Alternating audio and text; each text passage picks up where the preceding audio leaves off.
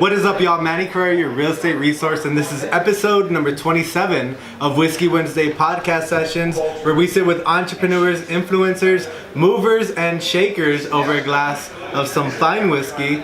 Today, we're gonna be sipping on some Makers 46, and I'm gonna be joined by my special guest.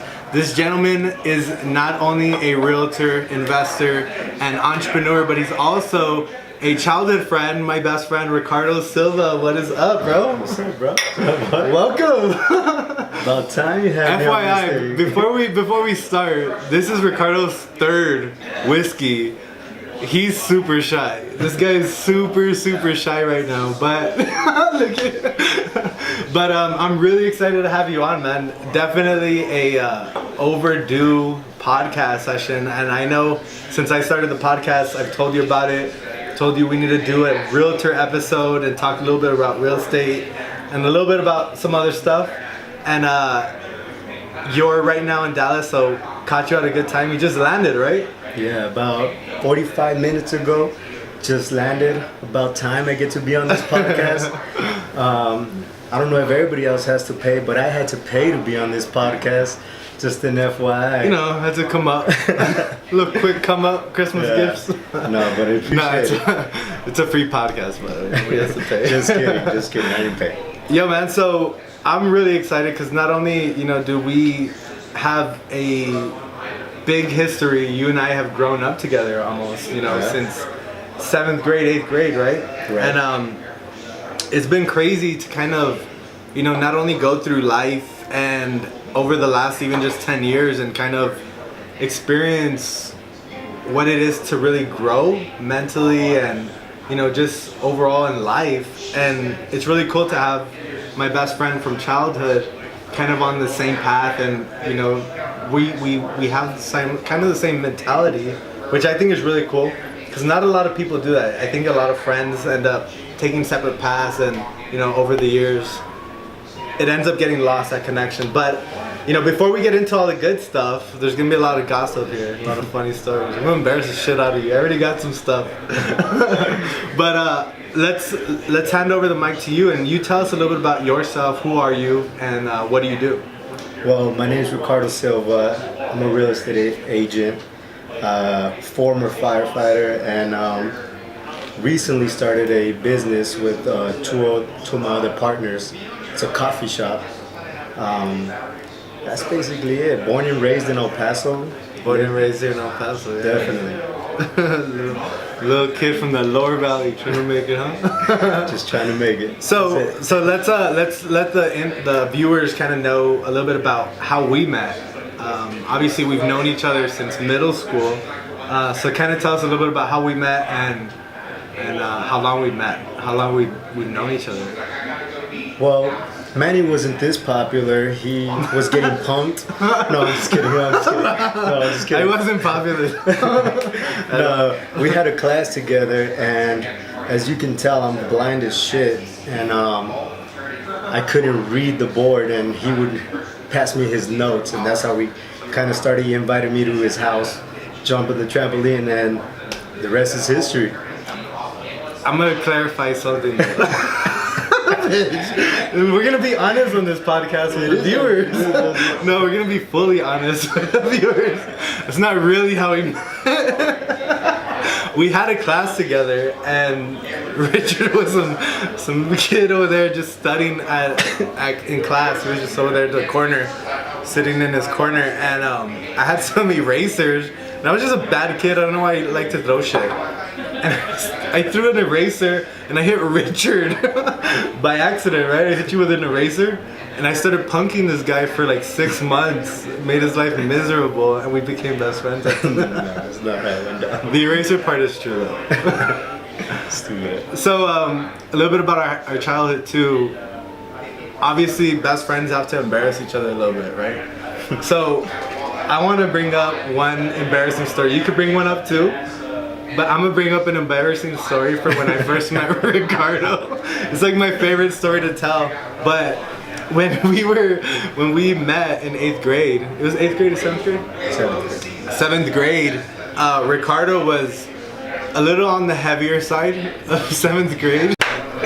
It's on the heavier side. So me, you know, my dad, he like just raised me to be super athletic, and he would give me protein shakes when I was like 3rd grade and shit. So one day I told Ricardo, we were friends already, and I was like, yo, there's track practice after school. I want to try out for track. And he's like, I'm down. So it was the next day, and we're like, okay, well, let's try out for track after school tomorrow. So lunchtime, the day of tryouts, you know, the whole day I'm like preparing mentally. I'm like, I gotta make the team. I gotta do this. I'm mentally preparing for this run and for whatever, you know, cardio they're gonna make us do. So lunchtime rolls around and I'm eating an apple, getting ready for the run, you know, and I look at Richard and he's in line to get hot Cheetos with cheese. So I'm like, Richard, we have track practice. He's like, eats his hot Cheetos with cheese, whatever. So track practice, track tryouts start, and right when we get there we stretch, and then we have to run a lap, 1 lap. No, it was 4. It was 4. Give me that. It was 1. So we all run, and then after the run, we all got into a little group, and he was giving us a prep talk. Well, he's like a good 5 minutes into his prep talk, and all you hear in the background is, Richard was throwing up in the background, the hot Cheetos. Lesson learned, don't eat hot Cheetos before you try it out. Yeah. Don't eat hot Cheetos before you run. He didn't expect me to embarrass him so early in the podcast. But I did. Good one. That's one for you. That's one for you. That's one for me. An embarrassing story to show me up? No? Bring him up. Got him. I got him. Cool, man. So let's kind of start off with, you know, talking a little bit about you're a realtor. Obviously, you know, we've been friends for a long time. And one thing that a lot of viewers might not know is that you've kind of had a big influence on my life just growing up. You were kind of always my bigger brother, even though I was, you know, a little, maybe a month older than this guy. I always saw you kind of as my bigger brother, only because, you know, growing up was a little different. You know, you and I grew up in very different circumstances, very different situations, and you know, growing up, I was able to kind of see what you had gone through. And I was just like, damn, like, you know, I'm from this family that is a certain way, and meeting somebody that became my best friend was somebody, you know, from a background that was completely different, really kind of opened my eyes to, I don't know, real life, I guess, you know, to kind of say it. So let's kind of go over childhood for us. Like, what was childhood like growing up for us? You don't have to go into specifics because the law might be involved. But like, what was childhood like for you growing up? I'll kind of talk about what it was like for me in my perspective. But, you know, middle school and high school, you know, we're sitting here as entrepreneurs, as business owners, as, you know, people that in some other people's eyes can be successful. But I don't think we really had this mentality back in the day, you know, like middle school, high school. So what was that like for you, middle school and high school growing up? Well, you know that we had completely different lifestyles, and probably being your best friend made me like actually realize, okay, well, life isn't as bad. This guy, he has it good, you know what I mean? And gratefully, your family, your parents took me in as one of their kids. They would pick me up, drop me off from practice and all that stuff when we used to do sports together. But basically, I didn't want to get stuck in that, or blame that I had it rough or anything like that, by far at all. But I can't go into details. You can't. But I think overall, you know, we did definitely have different lifestyles. But kind of going into it, you know, my kind of recollection of what middle school and high school was like was just a blur, honestly, because we were just always getting wasted, and it was really just about partying, and priorities were super off. I think me personally, I was a pretty bad student, like in high school. I really didn't like school at all, like period. And you know this because we were always, you know, at Juarez, or we were always just doing some fun stuff that we probably shouldn't have been doing at our age. you know, a lot of people that I've had on this show, this is episode 27, and a lot of these people, entrepreneurs and business owners that I've had on the same chair that you are, have all kind of gone through struggles in their life or life-changing moments, you know? Being that you and I kind of didn't have, you know, maybe the upbringing of having the right, you know, mentor to look up to, and, you know, having everything in our place where we can make the right decisions at all time. What for you kind of changed mentally from high school, from that mentality that we used to have to now, where it became more of a, you know, building factor for you, where you started kind of getting a little bit more professional and serious about your business? Well, basically learning from my parents' mistakes, my family's mistakes, and most of all, more than anything, books. I just started reading so much. 2018, I read over 40 books, and that's basically what changed my mentality. Really tap into my mind and know how to control it. But yeah, I mean, we were dumb. I've always been into school. I've always liked school. Yeah. Academically, I've been good, but I also liked the party in the streets, whatever. Oh, we know. But no, gratefully, like, we were able to. There's only a few that can actually be part of that and be able to succeed and grow out of it. Right.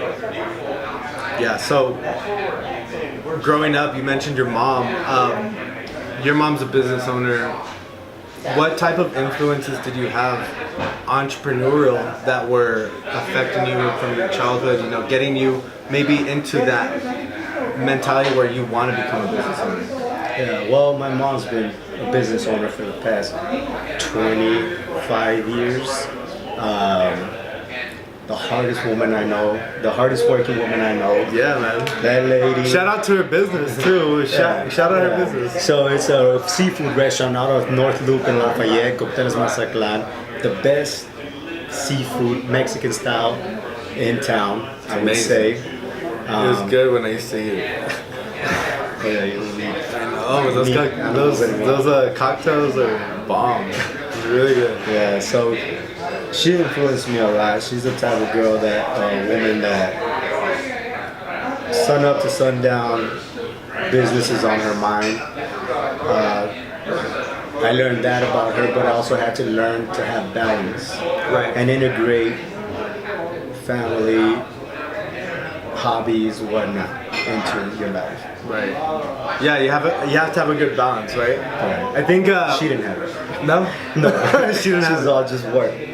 And that's what I think mentally too, you know, in the century that we're in 2019, going into 2019 right now, and the spike of just knowledge is fucking insane compared to 10 to 15 years ago, when our parents thought that you had to work hard, and not be home to really make a business successful.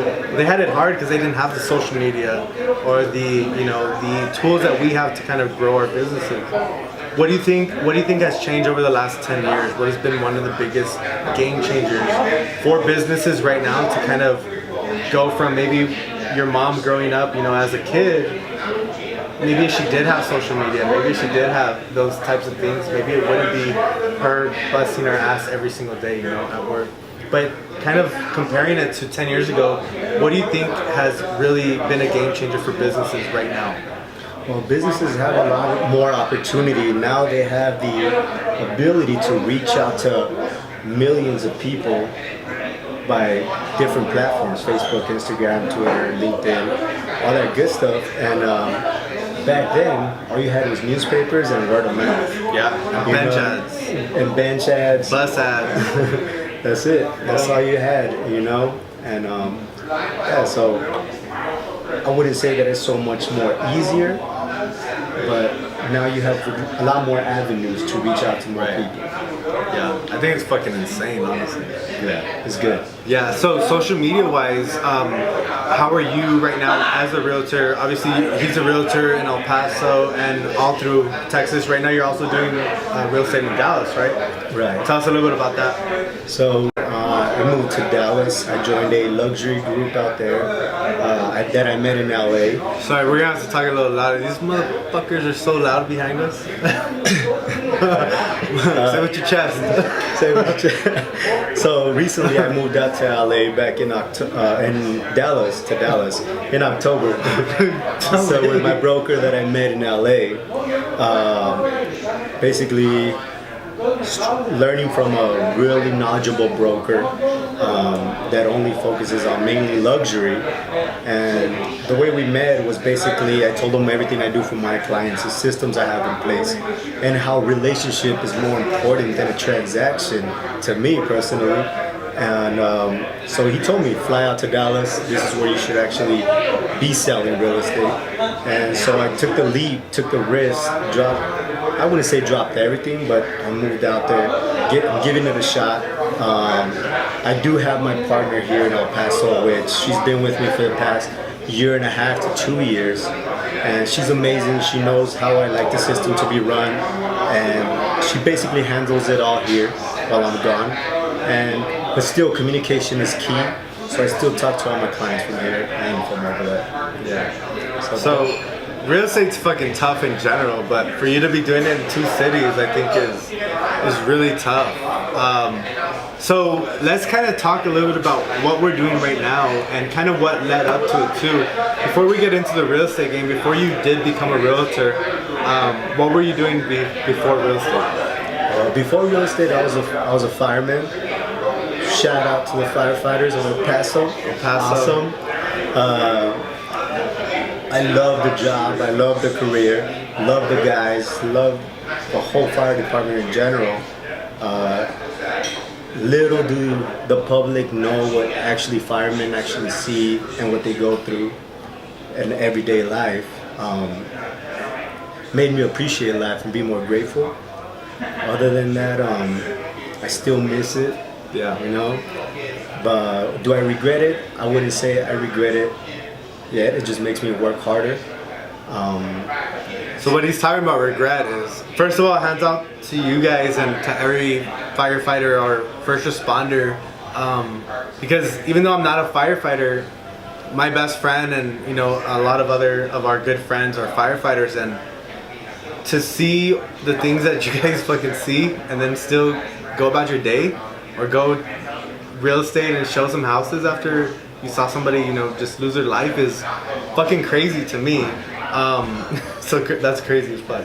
But the rejection the regret that Ricardo's talking about is he started as a firefighter here in El Paso, and he actually retired from the station to do real estate full time, right? Right. So to a lot of people that could be very scary, because I think comparing firefighting to real estate, you're going from a secure government job or state job to general contractor, where independent contractor, where you're not getting paid until you have results. Right.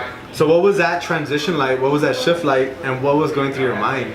Because that's a big decision. And I remember we were actually going to Arizona, and this is right before you had made the decision. You were talking to me about it too. So I know, but kind of tell the viewers, what was going through your mind making that shift, and what was that transition like for you? Well, I'm the type of person that makes impulsive decisions, which I hate about myself. But it's when I gotta do something, I just gotta do it right then and there. And it was one night to the next. I just said, you know what, that's it. I'm done. What made you do that though? What made you want to leave the fire department? More than anything was regret. The thought about that if I didn't give it my all in real estate at this age, and I would say in my prime, I didn't want to live with the regret as what could I have done if I would have gone 100% entrepreneurship, 100% real estate, 100% only as to you make what you put in, So that's what, I don't like regrets. So that's why I said, you know what, screw it, that's it, I'm done. And I'm gonna give it a shot. And that only makes me work harder, And that's pretty much it. So when Ricardo had made that switch, I know he asked me too, like, what should I do? You were really kind of I think, nervous about doing the switch also. One thing that I think a lot of people here, listening, don't start. One thing that I think a lot of people listening may be going through is that they're stuck right now in a job that they don't like or they don't love. And they're doing shit right now on the daily and they're miserable. And they're right now living with anxiety. And that's because of regret. You know, you right now are putting your dreams aside to make ends meet, which is life. I mean, unfortunately, we're all in this fucking little rat wheel of a life and system. But instead of being a victim to it, you know, I think you had a hard decision because, I mean, firefighting, you loved it. You weren't stuck at something that you didn't love, but you knew that there was a lot more potential for you in real estate. Right. Exactly. So basically, I mean, I love being a fireman. I love my job. There wasn't a day that it was the same at all by any means. It's just the what if, what can I do? Yeah. And I don't want to look back. So it's 25 years in the department before you can actually retire 100%. But I didn't see myself doing that for 20 years with the back of my mind, like, damn, what if I would have retired from the fire department, gave real estate 100% when I was young? Yeah. I mean, you know, so I just had to move on from that, and you just gotta follow your passion. You just gotta, and now it led me to meeting this broker in LA, moving to Dallas, doing this real estate out there, and being able to run 2 markets. Yeah. And yeah, so it's crazy where fucking life can take you, huh? Like just meeting somebody or going to an event can definitely change your life, and it's crazy. So going from there, you know, what got you into sales? What got you into sales? Before real estate, what got you into sales? Go for it. No. Well, I used to work at Verizon selling cell phones. You know what I mean? Is that what the answer you were looking for? Yeah, that was your first sales job. Oh, shit. Okay, so Verizon, that's exactly what I wanted you to bring up. Verizon, working selling cell phones. I mean, I was pretty decent at it, good at it. He was great. This guy's fucking humble as hell. So let me tell you, when I had got fired from GCU, which is a credit union here. Shout out to GCU. I work with you guys right now. Home loans. You guys do a great job. I got fired from you guys, and I was unemployed for 6 months. At the time, me and my pops were flipping muscle cars, and I was like, holy shit, I don't need a job, but I was really bored at home. Richard was killing it. I remember going out with him every weekend, and he was just like handing out cards at the club. I was like, what are you doing? Like, and he was showing me his card. He just had a Verizon check mark with his name, and I was like, bro, that's official. It's official as fuck. And I remember, you know, Richard being one of the top salesmen at our location and in the region too, right? Right. Right. Eventually, so basically he was like, hey, get me in there. I needed a job. I was bored at home. He was bored. He was doing great with the muscle cars, which hands down to you. You guys need some old school cars? Yeah, I hit my pops actually. He's running the show. And he told me, get me in. And I I don't know, bro. Tell them you're honest. Honest I'm gonna tell him. Go for it. So I was like, nah, you ain't gonna cut it, bro. Like, you fuck He didn't around. think I was gonna cut it. Yeah, he's not gonna cut it. You know, you fuck around too much. And basically, I told him, Boy's funny. I was like, you gotta talk to random people, and because personally, to me, it was hard. And finally, I was like, look, we were at a bar, and I told him, look, my manager's over there. His manager was across the bar, and he's like, that's the guy that could get you a job. If you want a job, send him a shot. We sent him a shot, and I was like, from across the bar, I was like, waving hi to him. Next thing you know, he's hired. And not only he hired me there, and then I went, and he's like, oh yeah, so you yeah, he didn't even remember. He didn't remember me at all. I had to start over. Yeah, and eventually, fast forward to like about a year later, my dog didn't let me down. He basically surpassed me, did better. That was in the first month. Did Especially the first month. Huh? The first month? He did 1 good. year. He did great. He did good. Did I? Did I? No, it was crazy because you know what's crazy is that I like really look up to you as a big brother, even though I'm only a month older than you. But I saw you doing it really good, and I just wanted to be a part of it. I honestly at the time mentally I feel like I just didn't have a direction. I didn't know what to do. I looked up to Richard. He was making a lot of money, for Verizon, and he was doing great for himself, and I wanted a piece of it. And he let me in, and that was actually my intro to sales too. That's when I realized, like, holy shit, like, I like sales. This is actually really cool. Sosa behind the screen, behind the camera right now, he worked with us as well at Verizon. But Verizon was actually one of my biggest like life-changing moments for me. And I know I thanked you, and I even offered you a free trip, and you stood me up to Puerto Rico because you got me the job. And you know, after a couple months there, I just realized how much potential someone has working non-hourly and commission. Like, that sounds so scary to people, right, working commission only, but for me it was an opportunity to kind of prove myself. And even though you maybe didn't have the full confidence in myself, I didn't either. Like, I was like, fuck, I don't even know. I don't know if this is gonna work or not, but it was really natural. So what were some of the lessons that you learned there at Verizon? Because I think it was a super beneficial job for anyone to have or to start at if you're interested in sales.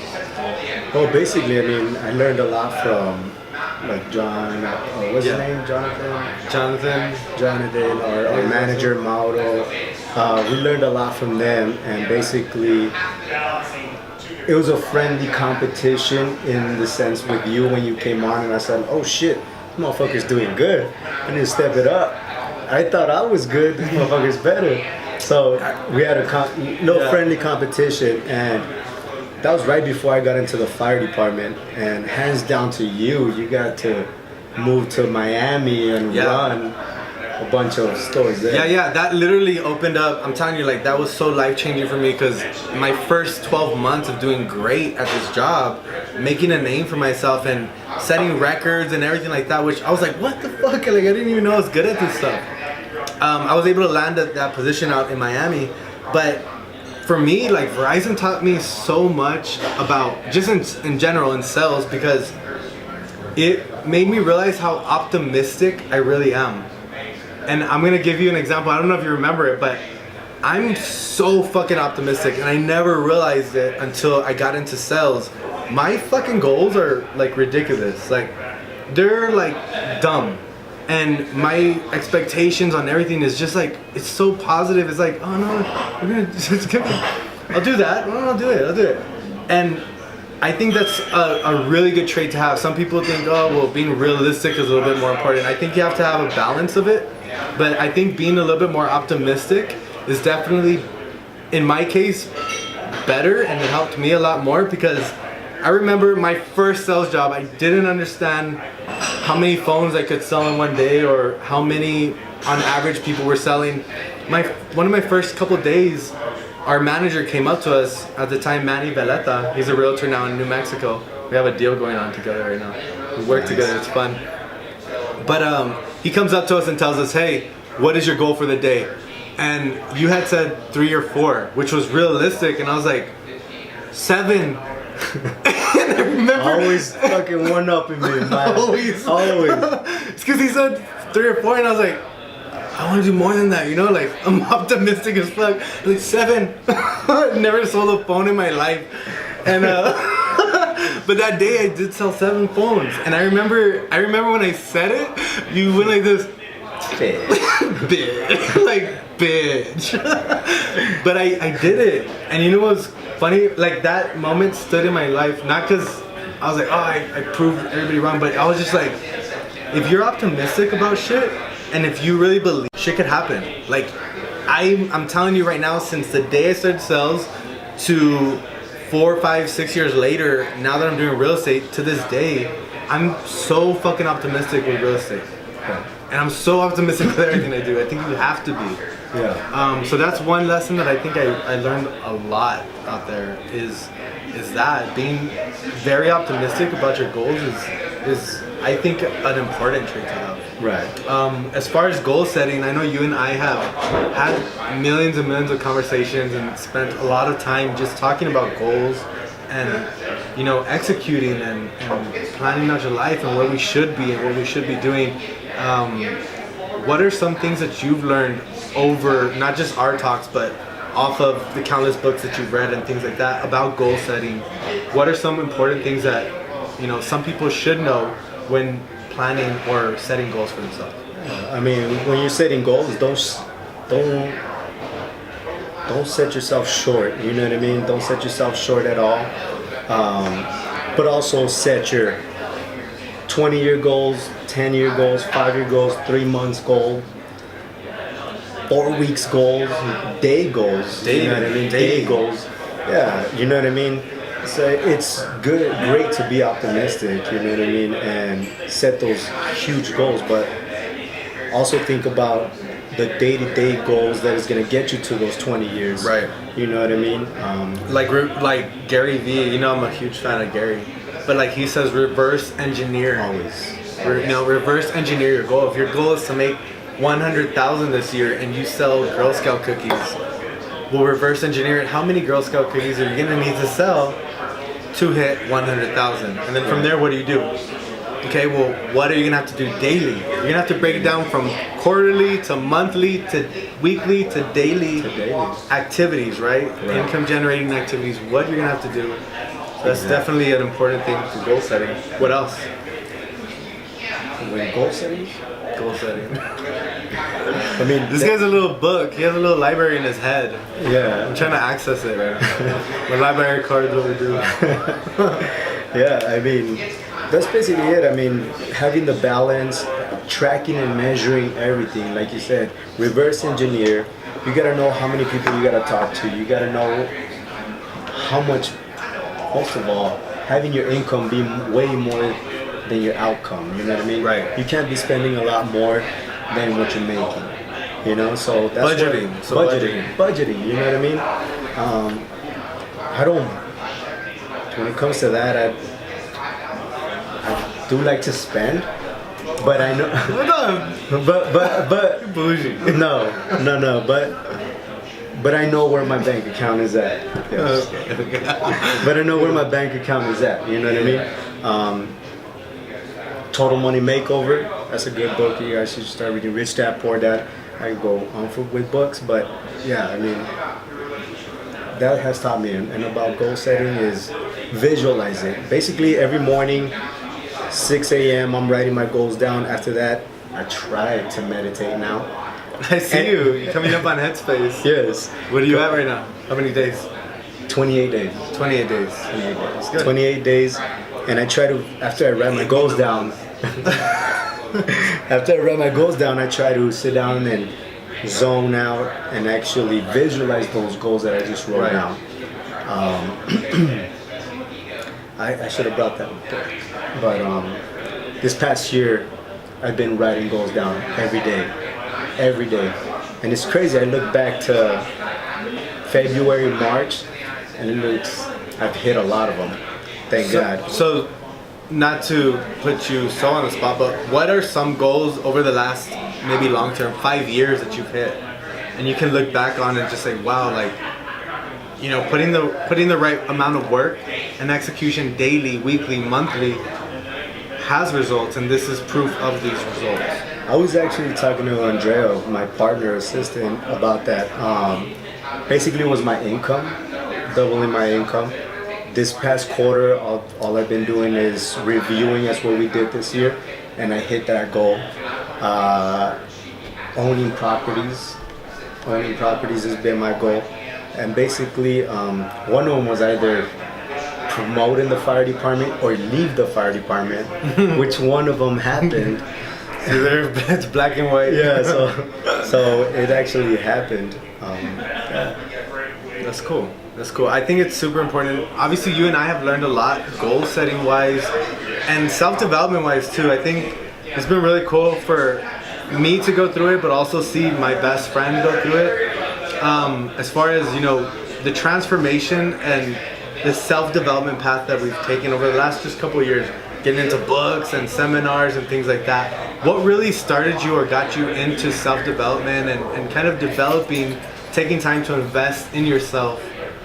Actually, I was in Miami and he told me, hey, read this book, Dale Carnegie, How to Win Friends and Influence. I got really into reading and just kept buying books from there. One thing that I want to bring up, and this is probably a conversation that you and I would probably normally have behind the scenes, but no, it's nothing embarrassing. I already embarrassed him. Hey, hold on. Are you gonna finish that? Yeah. Got you a little gift. Oh, you got me a gift? On air. Damn. What'd you give me? Because I'm already empty, so we're gonna have to open that. Okay. What'd you get? Oh, 11, 12. Okay. Yeah. Yo, thank you.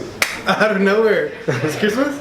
It's Christmas. Or am I getting another one for Christmas? No, that's all you're getting. Yo, appreciate it. Glenlivet. This is actually a really good whiskey. Love it.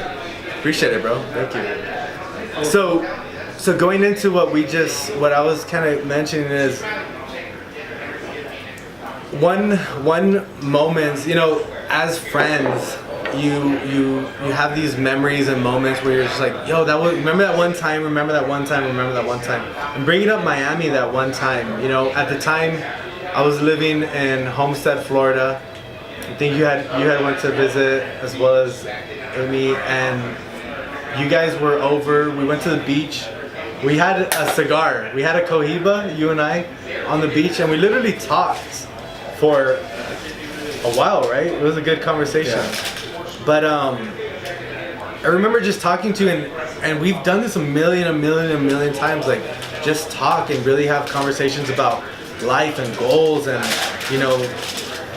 go for it. Just rip it.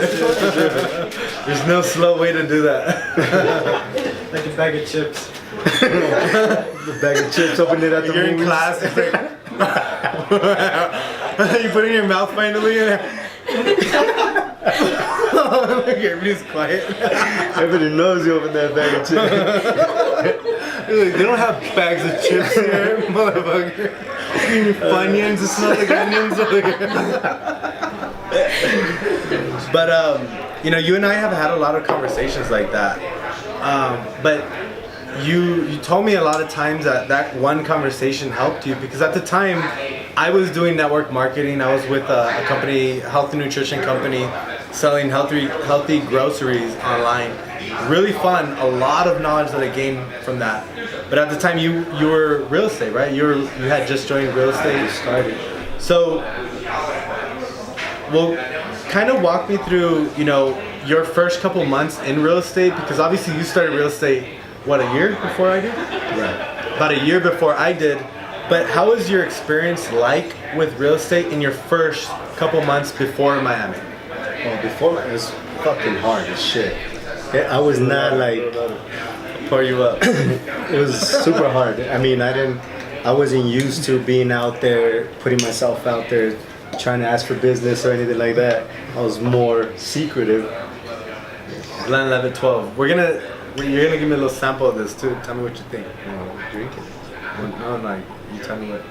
Go ahead. And yeah, it was super hard, and basically I had to really dig down and find out exactly how this business worked. I remember I had my one of my good friends, Jesus Briseño. We basically kind of started out together, and we basically helped each other out, and he guided me and told me like, hey, you gotta get out there and start reaching out to people and talking to people. And right when I was about to quit, I landed my first deal of kind of high 350,000, and that's what, like I said, you know what, I'm gonna stay. So you landed your first big deal. Yeah. How long into real estate was that? I would say 4 months, and it shouldn't take nobody that long. You know what I mean? It does though. Like realistically speaking. Right. realistically speaking, I think real estate's one of the hardest things to do because you're literally, especially in a city like El Paso where there's a lot of competition. There's a lot of realtors out here. You know, everyone's Theo and cousin has a real estate license. So you're not only competing with people's friends and family, but you're competing with the market as well, you know? Right. So first couple months were hard, real estate wise. So where do you think the market is going in that sense? Now that you're talking about the market. Right now in El Paso? Yeah. I think it's fucking booming. I'm so excited, bro. Like, I'm literally excited for 2022 when, you know, more highways are connected and there's, you know, more attractions here in the city.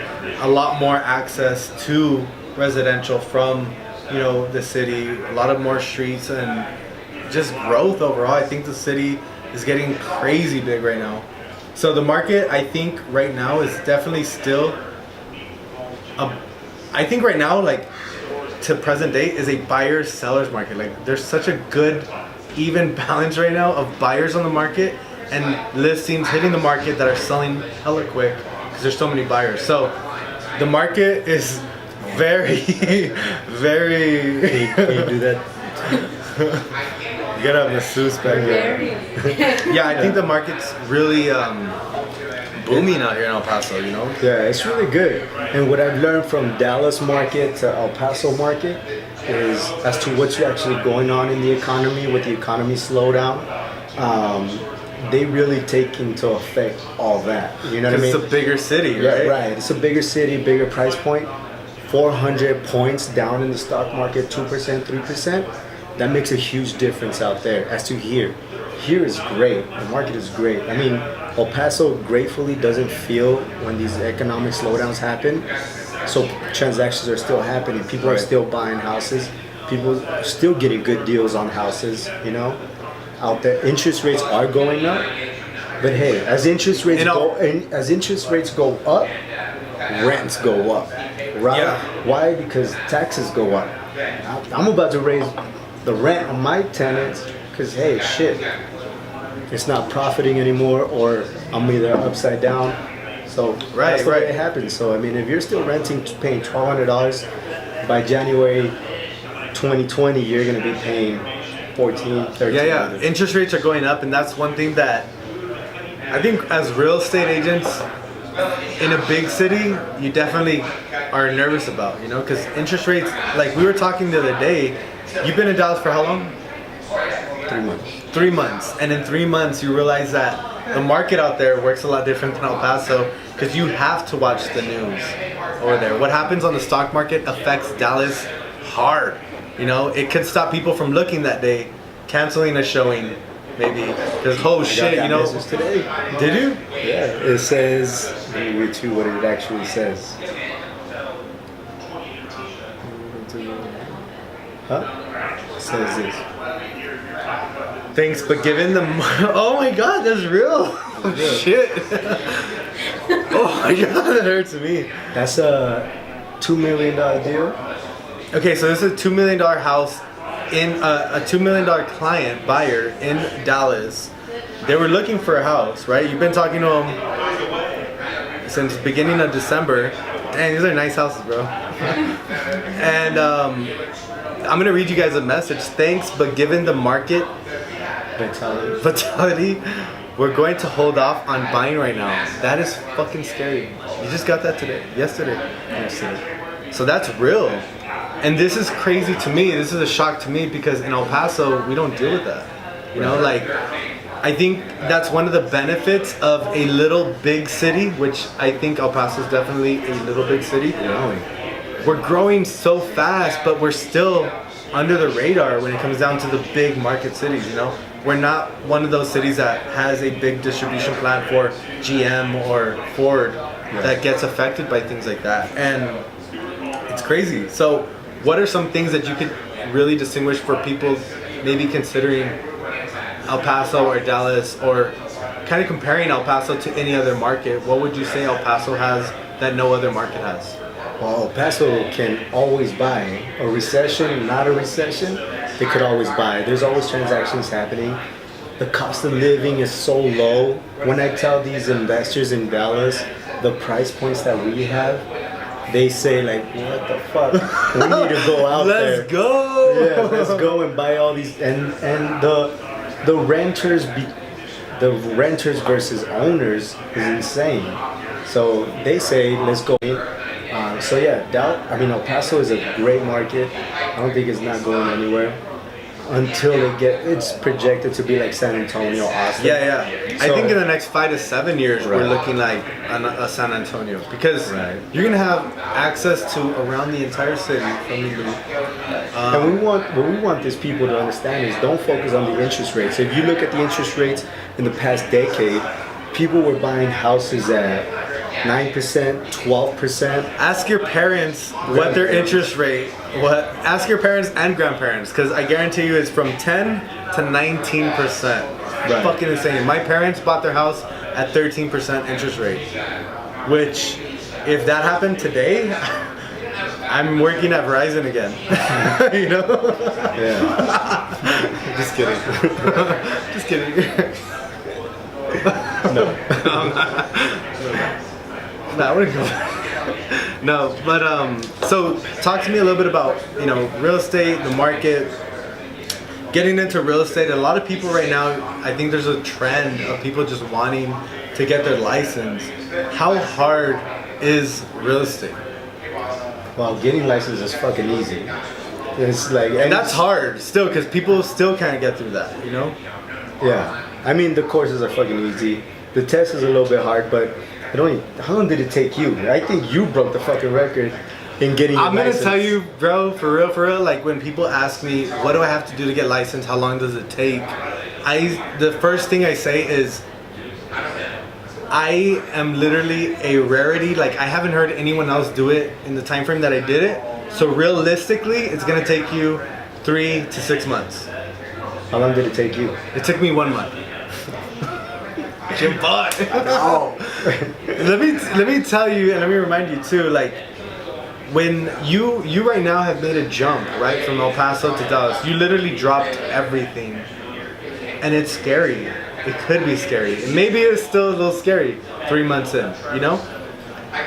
I could tell you for sure that, living in Miami before this, obviously, there's no distractions here at this podcast, by the way. Nobody's spanking someone else. Giving somebody piojito and there's no one spanking each other behind the camera. You getting a bunch of comments you want to read something? Yeah. Since we got a distraction. Good one too. But there's a funny one from Humble Beginnings. That's Isaac. Isaac. What are you gonna say? So who do I gotta buy a house from, Manny or Ricardo? Okay. This guy right here. Thank you. Disrespect to the show. Disrespect to the show. Cheers. Is that a question, Isaac? I'm just kidding. So then 6 Mars 6 Chiso 6 said, how did it take you 1 month? So this is how it took me 1 month, and I actually have an episode right on this. So it is a rarity. Like my situation, I'm telling you guys, I haven't met anyone like this, but let me kind of backtrack so you understand a little bit more. I was living in Miami, right? I was living in Florida 3.5 years, and I came to visit. Ricardo at the time knew that in Miami I was trying to get my real estate license. I came to visit.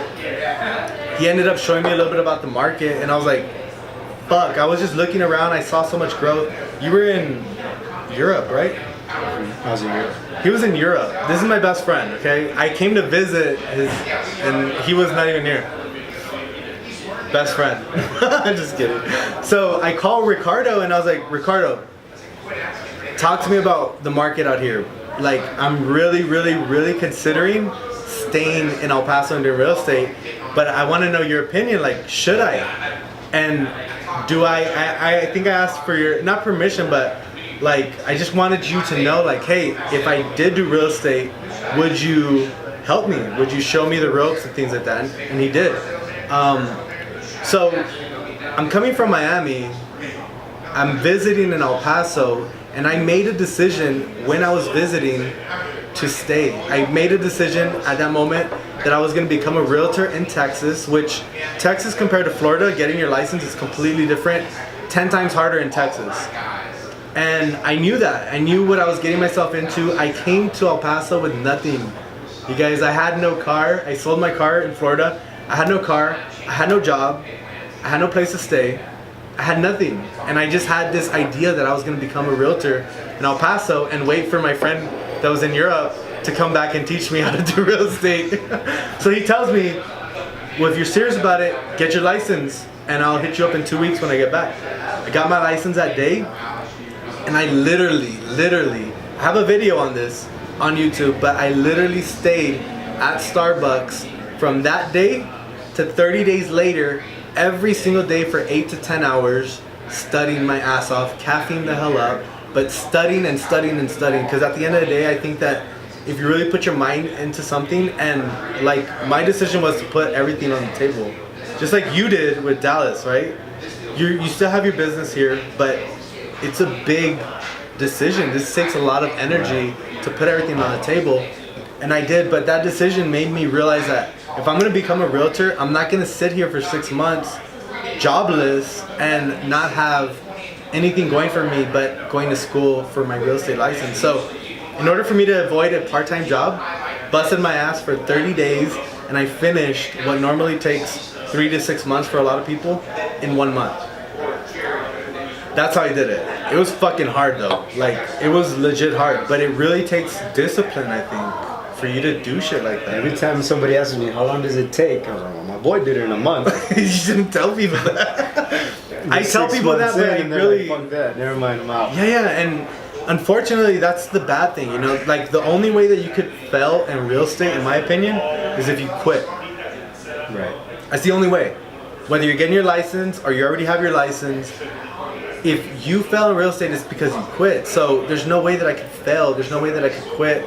And a lot of people, unfortunately, that start their school, they quit. You know, they quit in the first 3 months, 6 months, because it's hard. Like, it really takes a lot of focus.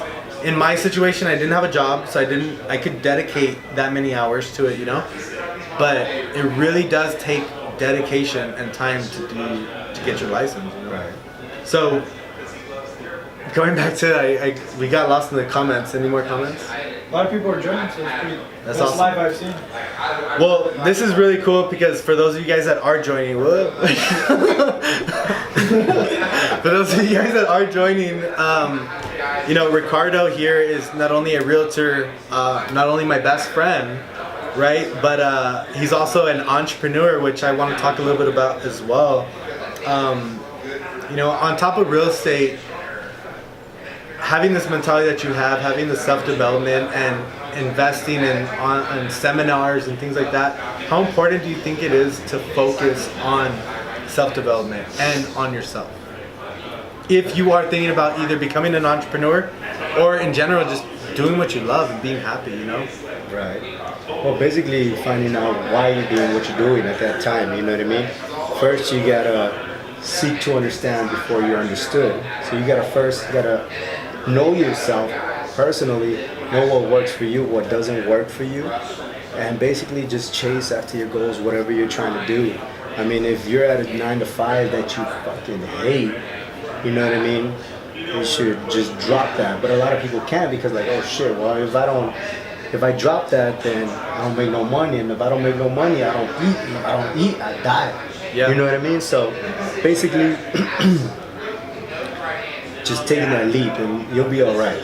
We're survival creatures by instinct, you know what I mean? A lot of these people don't understand the fact that you'll find a way deep down. I mean, maybe some might fall off, you know, but yeah, I mean, you gotta do what you gotta do and survive. Right. What has been over the last 2 years, 3 years now, right, in real estate? What has been one of the biggest lessons that you've learned in real estate in growing your business? You know, maybe a big mistake that led into a huge lesson that you're like, fuck, you know? What is one of those big lessons that you kind of had to learn maybe the hard way? Shit. Shit. I learned a lesson every fucking day. Every day. Real estate doesn't seem to surprise me, but I figured that if I build a relationship with my client or a trust with them, Right. and I stay in touch, no matter what fucking happens, we're good. Yeah. I always tell them like, hey, I'm here for you. If I gotta talk you out of buying, if I gotta talk you out of selling, I will. Isn't that crazy? Like, I'm gonna stop you there because what you just said, a lot of do. A lot of realtors are talking someone out of buying a house. Buying a house obviously benefits us because that's when we get paid. But I've had to do that too, where people I feel like are too emotionally involved in the sale and not mentally involved in the sale. And there is times where you have to kind of pull someone back. So how is that for you, and how has that helped you kind of in your business, focusing on that relationship? While you're focusing on the outside view, you have the emotion out of the equation. So you basically educate them and you tell them like, hey, you know what? I have a client right now that's going through that. Seller doesn't want to do any repairs. Sellers is overpriced. And I'm telling them like, bro, you should walk. Like, get out of here. Like, just cancel it. We'll wait later on. And he's wanting to move forward. And I'm just telling him, I just want to be clear with you. I want to tell you that, hey, this deal's not working. I'd love to get paid, but we love to get paid, but hey, you should walk from this deal. Right. It's not a good deal for you, you know what I mean? So at the end of the day, we gotta have our client's best interests, right? not only so much the best interest, but it's the long term. It's the long term. I don't want to have to come down to my list and be like, oh fuck, I don't want to call Manny because I fucked him on that deal. Yes. You know what I mean? Don't I say this at appointments? Like, I tell my clients, I want you to 1 year from now be like, fuck yeah, like, hey, you're looking for a house, come with Manny. Not, fucking Manny, piece of shit, sold me this house and the fucking roof's falling on me. You know, like, that's the worst. That's my fear. And that's why I'm very specific with builders that I take my clients to and doing my research on the house that we're gonna go see and things like that too. Making sure they're not overpaying and things like that. Right. Negotiate very aggressively, very strategically, you know what I mean? It's more for the long term, the relationship, you know what I mean? It's not getting paid, cashing checks, I mean. Yeah. One quote that I probably mentioned a couple times on podcasts, but one quote that I love, like, this is my like Mantra. life. What? Your mantra. My mantra. Yeah. My mantra. Money follows, it doesn't lead. So I learned, I've talked about it in a previous podcast episode, but I had an epiphany in Miami, and I've told you about it before too, but I had an epiphany one day where I was so focused on the money, and I realized that focusing on money doesn't really help you with your goals. It kind of deters you because your target's off. You're focusing on money. There's never going to be a right amount of money that you're going to make. It's going to solve all your issues, So focusing, I think, on the client has been one lesson that I've learned too, and in the type of business that I want to build, For a realtor, maybe starting off, or maybe that's been in the game for a while and isn't having that success, what 3 tips would you give a realtor that's starting off, or like I said, maybe isn't seeing that success, to really build their business or really build some traction? That could just boil down to one thing.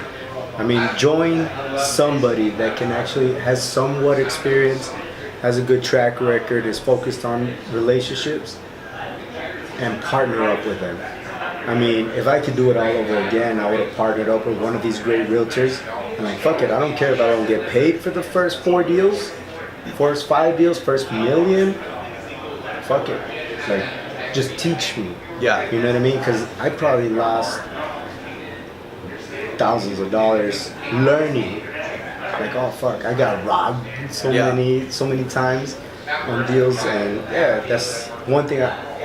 One thing I would probably recommend is just join somebody. Mentor. Having a mentor. Right. Yeah. So, when you started, did you have a mentor? No? So what were some of those mistakes that you were making right off the bat? What are some of those mistakes that cost you thousands of dollars? I mean, just one, not having the confidence, not knowing the market, and by not having confidence is not knowing the process. Right. You know what I mean? I mean, shit, I would tell them like, hey, you should make this offer, and I was telling them to make higher offers. So yeah, I didn't have no idea what the fuck I was doing. Sorry, clients. I know. No, all my clients have been good. All my clients have been good. You know what I mean? But I got robbed a lot. Yeah. So basically, the way I got robbed was like, hey, he's a new agent. He has no track record. He doesn't really know what he's doing. Come here, I'll show you. Real estate's fucking ruthless. Cutthroat. It's cutthroat. Cutthroat, very Right? cutthroat. What type of skin do you think you gotta have if you are thinking about joining real estate? Thick fucking skin. The thickest of skin, like some Can't take it chicharron skin. Chicharron skin, right? It's not skin? It's not thick at all. Vegetarian. I don't know why I've always thought it was skin. Rhino? Rhino skin? Something strong. Yeah, so there's a lot of, what kind of things can you expect as a realtor? You know, aside from, what are some of the things that you can expect?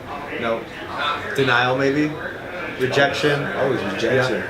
You have to have some thick skin. I mean, these people sometimes don't understand that you are actually after their best interest.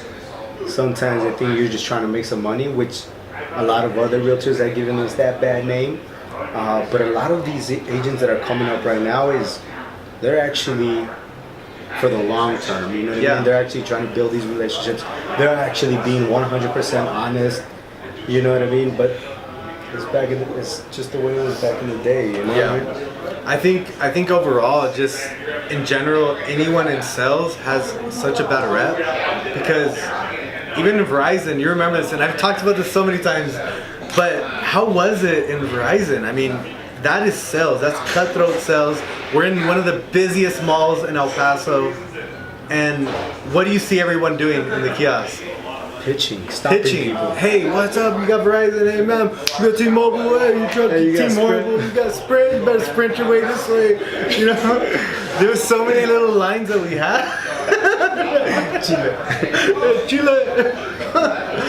There was so many dumb little inside jokes and things that we had, but sales in general for Verizon were so cutthroat that not only did you have to have thick skin because you're gonna get rejected and flipped off and fuck you and everything like that, but you really had to grind. You really had to fucking work for those That's deals, what's hard for everybody. That's what's hard, the rejection. Everybody fears rejection, you know what I mean? So how does somebody get over that?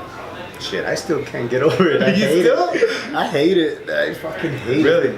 But I mean, I get it every day that I'm like, alright, fuck it. Next. You know what I mean? I think it has to become something more of a number or statistic. You know? It's a game.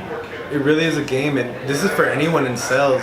If you're down on your luck, if you're having a shitty month, a shitty year, it's really just a numbers game. And even in real estate, even in car sales and whatever you're selling, insurance, it doesn't matter. It's really just a numbers game, and that's what it comes down to. Dealing with rejection, having the thick skin, and being able to overcome those. So right now, you can say that it's still a little difficult for you to. Yeah. You know me, I'm the most introverted person. Soft heart. I got a soft heart. Stupid ass. Yeah, I still don't like it.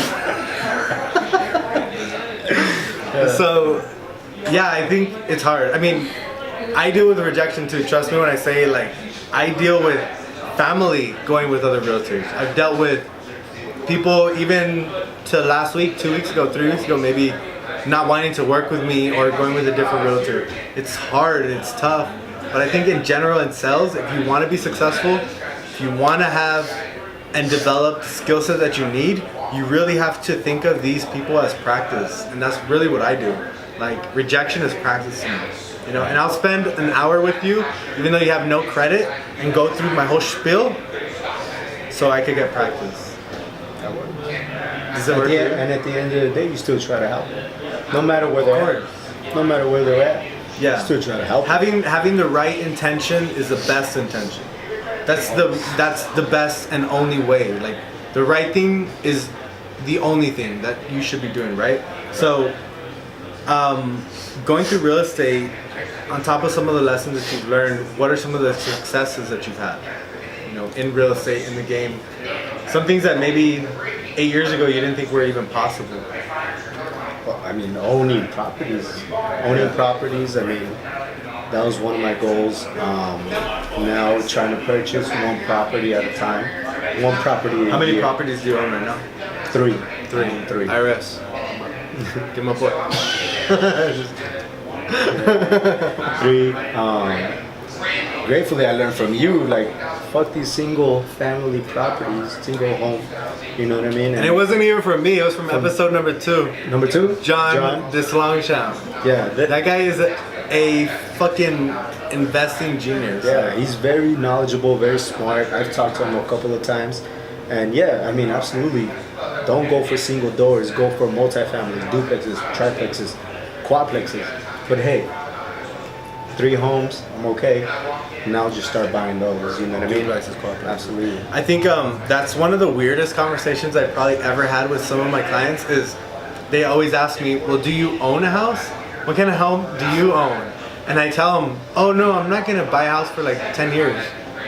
That's my, like it sounds crazy. Yeah. But for me, like I'm not gonna buy a house for me. You know, I'm gonna buy investment properties, but in real estate, there's so many ways to invest. And obviously buying a house and becoming a homeowner is a great investment because long term, you know, you paying your mortgage and over time market values increasing and things like that, you can sell and make a profit, and that's great. It's an investment. But there's so many other ways that you can invest. Cash flow is one big one. And when it comes down to investment properties, one thing that I learned from this investor is the more doors you have, the more money you have. You know, it's focusing on doors, not so much single family residence. So there's totally different ways to invest money. And one beneficial way that I think I'm gonna invest my money is cash flow, focusing on cash flow, you know? So cash flow, obviously, that's something that you're gonna start focusing on right now. You have 3 income properties right now. As a landowner, how hard is it to own not only land, but properties? I mean, it's tedious things. I mean, toilets broken, water heaters broken, things like that. I mean, it's very simple. All you gotta do is just call up somebody, and if you usually have your handyman, they go fix it for you, and that's it. I mean, it's so easy. I would much rather own property than be giving my money to a landlord and paying off his note. Right. You know what I mean? And it's just so much easier. I mean, I bought my house 3 years ago, and that's generating me $700 a month without lifting a finger, and they're paying down my note, which already has gone up in value. A lot of equity, right? A lot, and gone up in value. Right. I mean, that's what you're seeing right now with with the stock going down 2-3%, 400-500 points. All these investors are cashing out their good investments. They're good stocks. They're cashing. Whoa. Yeah, no, I thought it was me. It was the table. Oh, it's you. No, cashing out these stocks and investing them in something that they could see, touch, and feel. You know what I mean? With real estate, that's the only thing that's going to give you that. Right. So I mean, yeah, that's the best thing. Yeah. Why real estate? Why should people invest in real estate? It gives you the best return of your investment. Yeah. No matter how big the fucking stock is, if you invested in Netflix 10 years ago or 5 years ago, I mean, shit. Insane. Bitcoin, you know? Yeah, fuck Bitcoin. No? No, I'm sorry. Is that I don't really know much about that shit, but it's just a little phase. No offense to all the no offense to all the cryptocurrency crap. Unfollow now. Whatever. Real estate is the way to go. I mean, you can see it, you can touch it, you can feel it. Real estate has made more millionaires and more people financially wealthy than any other investment, avenue that you can reach. For sure. So what advice would you have, Richard, for, and I call him Richard, it's Ricardo, right? Whichever one now. 2 years ago, it was only Ricardo. Yeah. So what advice would you have, Ricardo, for a new agent for somebody that's maybe thinking about starting real estate? You know, aside from getting a mentor, what other advice would you have for somebody? Go all in. Go all in. Believe in what you're selling. Be sold yourself. I mean, Grant Cardone talks about that. Sell or Be Sold. That's a good book to read. I mean, believe in what you're selling and go all in. Don't do part-time or don't try to, you know what I mean? Have some cash saved up because you probably won't see a check or return of investment in the first 3 to 6 months. I mean, you saw it quick. You saw it a lot sooner, you know what I mean? But probably talking from my perspective, That's what I honestly don't like to say my story, because my story is I did get help. You helped me in my first couple months of real estate understand and grasp everything. Real estate's so technical that there's so many components, and if you don't understand, then you're not gonna make money. You're not gonna be able to help people, you know? right? And that's really what I did. I took advantage of your mentorship. You helped me, and I was able to kind of leverage myself to make money fast and cut time down, you know? Time and mistakes. Time and mistakes, yeah. So learning from time and mistakes was, I think, one of my biggest kind of tips too. If you're thinking about joining real estate, one, yeah, have some money saved, but two, have your expectations right. I think having the right expectations is super important, whether you want to make real estate happen or not. What's the statistic right now for people that join real estate and fell in the first year? 89%. 89%. That's fucking In insane. the first 2 years. That's a huge turnover rate. But I could tell you, completing my 2 years, you know, in January, that you really, really, really, really have to understand what you're doing, and you have to take time out of that equation. Some people don't want to do that. Some people are super impatient and want everything now, and think that by getting your real estate license, you're gonna have a flock of people wanting to buy houses. But in reality, it's hard, right? What are some of the hardest things that you've had to do to get leads? Shit. Go Besides sell that. Just kidding. Just kidding. What have you done? What's the hardest thing? I mean, just basically facing rejection every day, I would probably say, you know what I mean? Cold calling people, knocking on their door, you know what I mean? People see the cars, the suits, the money, the traveling, all that bullshit, but they don't see the fucking rejections that we see every day, you know what I mean? They're going up and knocking on somebody's door that you've never seen, you know what I mean? And basically gaining people's trust. It shouldn't be that hard to get at when you're 100% honest. You know what I mean? So that's basically one of the hardest things for me personally. Other people may be fucked. Writing the fucking contract might be hard. You know what I mean? Mm-hmm. Like, I mean, to each his own. Yeah. That's what I'm saying. And for me, it was just the rejection.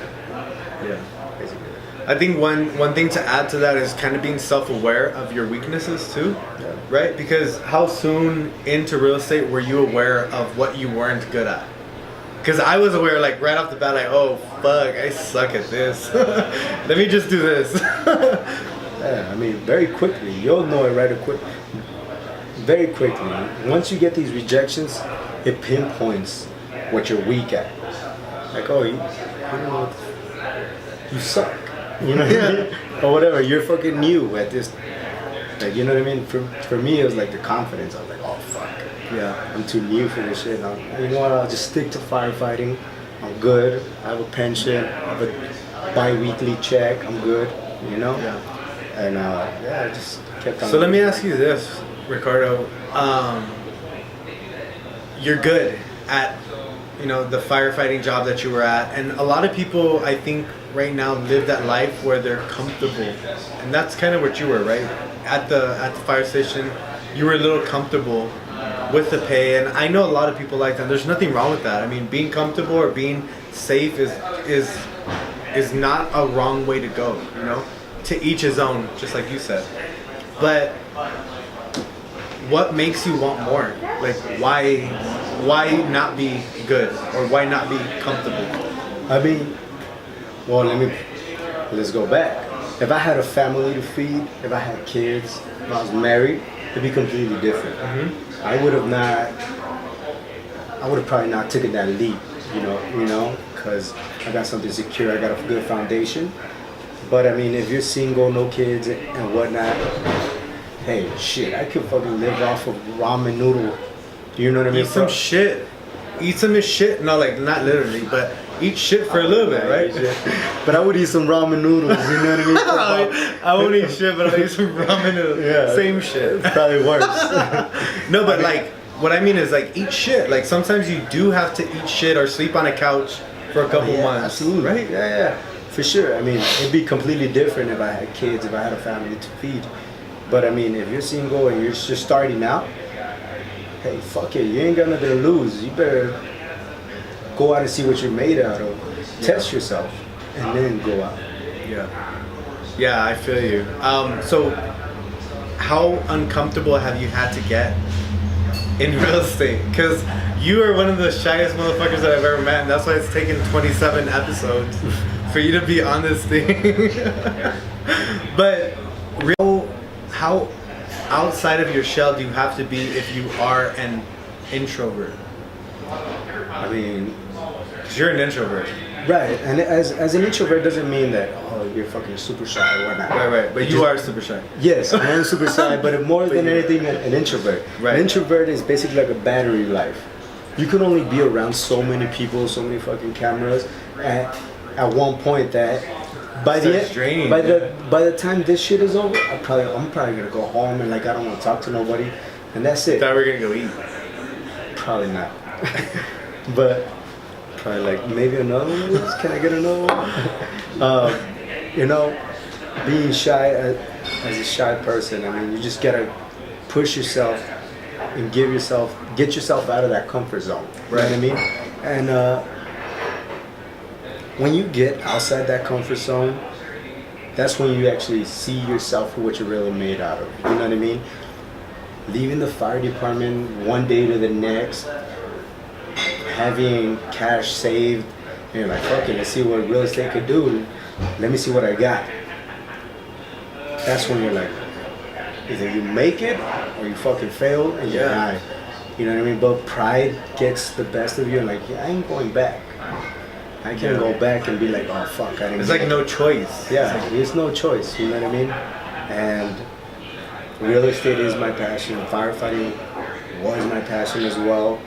But just gotta follow what you do. I mean, at one point I fall out of love with real estate, I'll probably do something else. Yeah, and that's the cool thing about versatility is that you can literally, once you figure out that you're in control of your entire life, you're in control of your happiness, you can legit do whatever you want for the rest of your life and be happy with it, you know?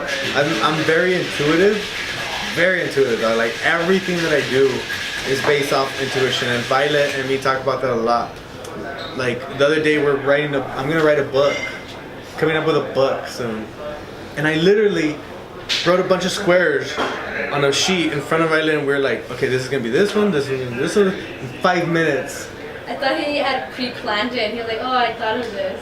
Like it's literally like intuitive. I drew a bunch of boxes as in page numbers. I'm like, this page is gonna have this one will have this is gonna be this.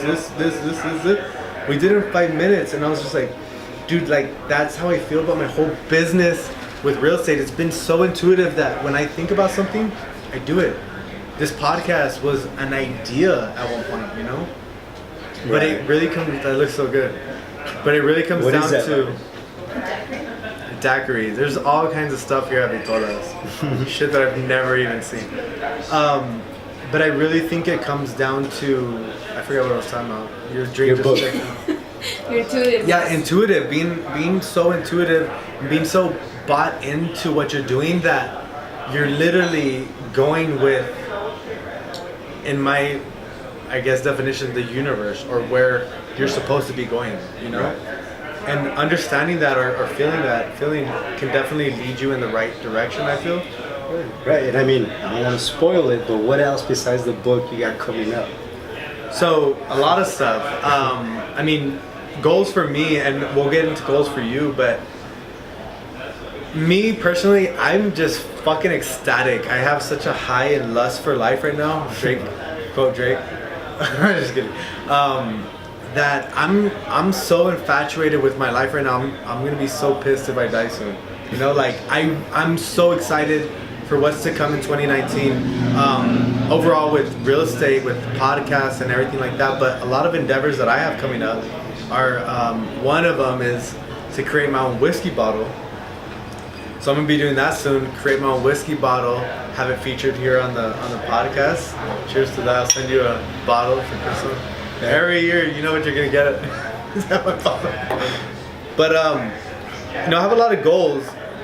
Definitely team-wise, I really want to grow my team. I want to this year hire a buyer's agent. I want to really grow the name and the brand and things like that. And the podcast as well. I really want to be able to reach a lot of people and reach a lot of people like the Grant Cardones and the Gary Vaynerchuks, Alex Mortons, and have them on this podcast. So there's a lot, bro. Like I'm staying busy right now. You know. Yeah. What are some goals that you have?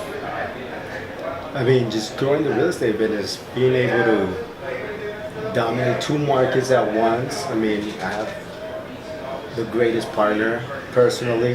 Gotta push her sometimes. You better. You good, Violet. You good, Violet. I'm just kidding. Yeah, you good, Violet. But my partner is bad. No, I'm just kidding. My partner is good. I have a really good partner. No, she's very smart, very talented. I just gotta give her more of the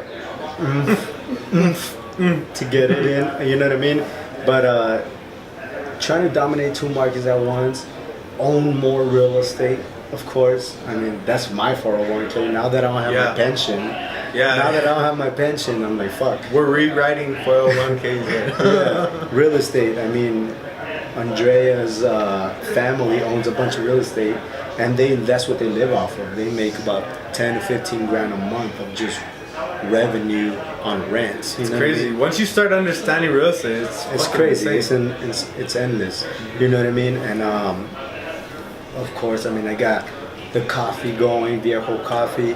So talk to us a little bit about that. Obviously, special announcement for you guys, for the viewers. We're not live no more, huh? Okay. We are going to be having a special episode. Richard's going to be back on the podcast with his business partners for Viejo Coffee, right? Yeah. It's this huge pop-up phenomenon that's happening all over El Paso. You literally see Viejo Coffee everywhere. So tell us a little bit about Viejo Coffee and what's to come for you guys on the next show. Well, it's just a coffee shop that's just popping up everywhere. You know what I mean? Very humble to start from scratch. You know what I mean? We still don't have a brick and mortar at all. We're just popping up at random places. And this just started out of one of our partners, Monkey. His dad, it was named after his dad. They used to call him Viejo. And we're just trying to provide the best customer service, trying to get to know everybody and be very involved in the community. Our coffee shop will be opening up in 2019. Shout out to 2019 for sure. We're excited for that. I just learned last week that Starbucks, that's how they started. They started as pop-ups in Seattle. Seattle just started as pop-ups, being a kiosk at the mall, and now they're like one of the biggest franchises that you can't even get to anymore. So hopefully we can take it to that level. That's really cool. What I mean? But one unique thing that you guys do is coffee in bolsa. Right, café en bolsa. Of course, it comes from our childhood, you know, and we'll elaborate that more in our next podcast. These guys, my partners, are like probably the greatest thing. I mean, they're so badass and they grind, they work. Yeah, I see them. I mean, you're in Dallas and you still see and hear Viejo everywhere around the city, east and west. So it's really cool to see, you know, a local business getting so much support in El Paso. And you and I are from El Paso, so you and I know that, you know, over the last 5-7 years, El Paso wasn't always like that. El Paso wasn't always supportive or, you know, of things like that. How important do you think it is? How important do you think it is to not only support local, but to kind of, you know, have that influence in the local city and kind of shape the city. Because right now, there's tons of local businesses, you know, booming right now in the city. There's literally an endless amount of podcast interviewees that we have right now because so many people own businesses, so many local people own businesses. So how important is it to shop local, and why is it so important for people to basically supporting each other? I mean, we all we got. I mean, we're not from a big city, so growing each other, pushing each other, basically not as a competition. I mean, we support global coffee to the fullest, you know what I mean? Other coffee party is another one of them that we support so much. We're just trying to push each other. And that's something different that we do aside from other coffee shops, you know what I mean? And why are you laughing? But I was pulling out like a hair out of her drink. No, you're not. Well, it's super important to just support each other locally. You know what I mean? Yeah. I mean, at the end of the day, we're gonna make each other happy. You know what I mean? So, yeah. I mean, it's crazy. I'm still like, I see it every day and I see it on my show, but it's like, I really love the direction that El Paso's headed. Like, it's such a tight knit community, such a supportive community, and in general, just pop-ups. Like 5 years ago, I never thought pop-ups would happen in El Paso because of how close-minded I feel the city was at the time. But now it's like pop-ups are a thing, and pop-ups are like cool, you know, and people actually go to all the places that you go to, and you know, just to get some coffee. You're looking at the bottle again, more. This guy is wild. Like a 6'1". But yeah, it's really cool to see such booming, you know, such a booming community of local business owners really doing some big things here in the city. And that's what this whole podcast is about, really having people like you and, you know, on top of real estate and, you know, the business that you're running on top of that, kind of dabbling in different markets and really testing, I think, different markets. What influenced you guys to even get into coffee? I know we're going to cover that on another episode, but what kind of influenced you guys to even get started as partners? I mean, so I know my partner Jose Arevalo, you know what I mean? From Golden Gloves. He was a boxer also? He was a boxer too. Really? Yeah. Ricardo was also a Golden Glove boxer. I'll knock him out real quick. Yeah. See? Yeah, I mean, I know Jose, my partner, from like way back in the day from Golden Gloves, and basically it was when I was in Europe, and I saw all these coffee bars, these coffee shops, and I was like, oh my god, this is so cool. Coffee's hot in Europe, huh? It's the shit out there in Italy and all that, you know what I mean? And then I remember telling him while I was over there, and we were just acquaintances, you know what I mean? I was like, bro, I got big plans, we got big plans, like, we need to link up. So this is 2.5 years ago that Viejo started.